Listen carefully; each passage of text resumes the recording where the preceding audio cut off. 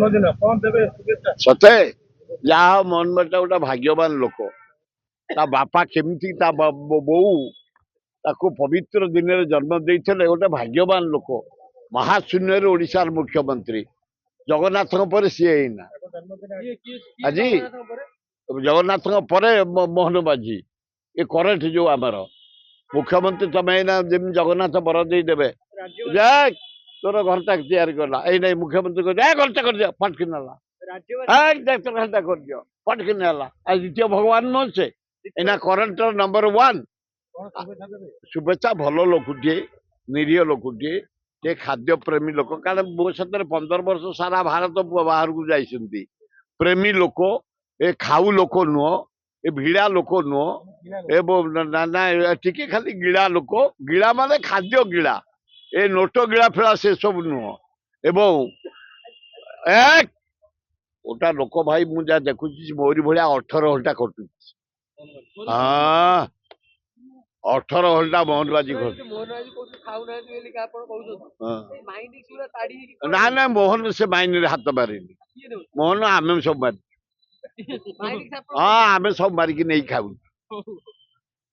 ତମେ ଜାଣିନ କିଏ ଖାଉଛନ୍ତି, କେତେ ଲୋକ ଖାଉଛନ୍ତି ଓଡିଶା ମାଇନିକି ଟାଣିକିରି?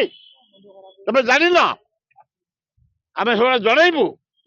ଡକାୟତ କରି ଖାଉଛନ୍ତି। ହେ ମୋହନ ବାବୁ, କ୍ରୋମ, ବକ୍ସାଇଟ, ଅବ୍ର, ମାଙ୍ଗାନିଜ, ଲୁହାପତ୍ର, କୋଇଲା ଯୋଉ ଡକାୟତ କରି ଖାଉଛନ୍ତି, ଜଗ ଜଗ ପୋଡା କରି ଖାଉଛନ୍ତି।